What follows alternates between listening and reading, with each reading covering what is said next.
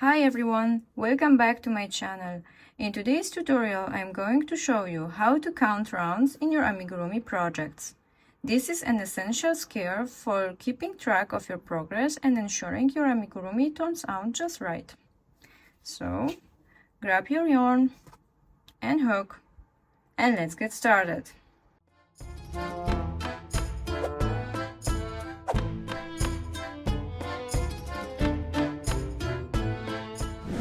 Start by locating the magic circle or the center of your work.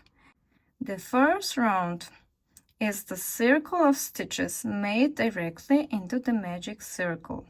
So this is your first round, second, third, fourth, fifth, and so on.